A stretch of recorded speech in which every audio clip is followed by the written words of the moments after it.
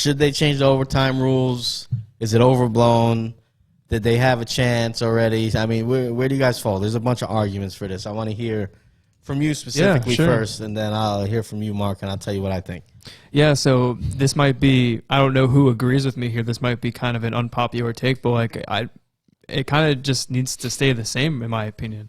I think the game is played in 3 phases. It's not just offense. As much as the Chiefs needed to score there, the Bills needed to play defense. I mean, yeah, the game's a long game. It's a winded game, but over the last 163 overtime games, only 35 of them were decided by touchdowns on that first possession. So about 22% of them. So it's not as big as we think it is. In the playoffs, it's different because you have a 91% chance of winning that game if you start with the ball first. No. But it's more than just calling a coin toss. It's tough though because it's win or go home at that point too, and it's like so is the whole playoffs. But I mean like a whole entire season now culminating basically on the flip of a coin, right?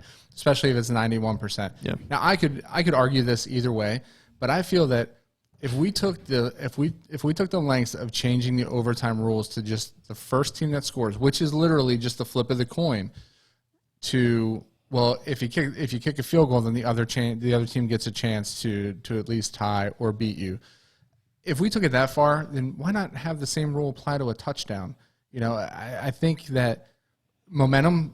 There was a huge momentum swing back and forth in that game, right? So momentum plays a lot, especially when you get to that point, because you're also talking about you're now going into a 5th quarter. So now you're going. Everybody's gassed, right? You've figured out the defenses like those two teams had at the end of that game.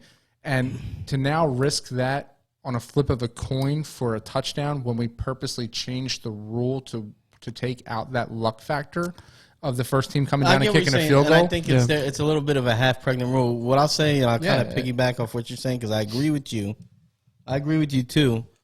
I think it's a rule that for the purpose of the regular season, the way it's set up, I think, is perfect because you don't want a long, drawn-out game in the regular season. I agree with that. Games are scheduled after each other. There's a business part to it. I do think there is something to listen.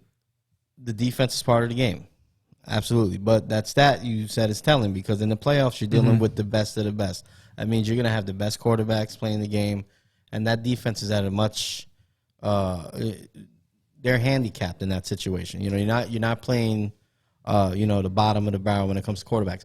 But what I would say is maybe change that rule in the playoffs. I can get behind that. I don't, and people have suggested that, like you said, touchdown. I don't think that works either, because the Chiefs go down and score, the Bills get the ball back, and now they're playing in a different set of rules because they're playing 4-down football. They're not playing 3. Chiefs have to play more conservative. But what I would like is to play full on quarter, play a quarter, finish like hockey does in the playoffs. Absolutely, you play you play the period down to there's a winner. Play the game. Finish the game, because I agree. As much as the defense is part of the game, watching that game, 91% of teams, the first team that gets the ball scores. I want to see Josh Allen have a chance to answer. Yeah. I mean, that's what the game – and it's in their best interest, too, because if they're trying to promote I mean, they don't need it. But you want to promote that rivalry. You want Mahomes to go down and score. You want Josh Allen to either go down and score or be stopped. I think that – and you play till 15 minutes is over, no sudden death. Yeah, well, whoever wins. Well, if you want to introduce like the riverboat gambling factor into it, then the 2-point conversion, like then it's on you. That's like your decision. Like, hey, we can tie this game up and keep going in this extra quarter. Brings coaching, or we can opt to go for the 2-point conversion, and here's where we're going to roll the dice. Right? Soccer does the same thing, right? You go in. Soccer goes into the extra frames, and soccer takes it a step further, and they go into 2 extra 15-minute periods. To where it's, the highest tally wins. And I think football, absolutely, man. You should finish out that 5th quarter. And then if you're still tied at the end of the 5th quarter, I don't know, man.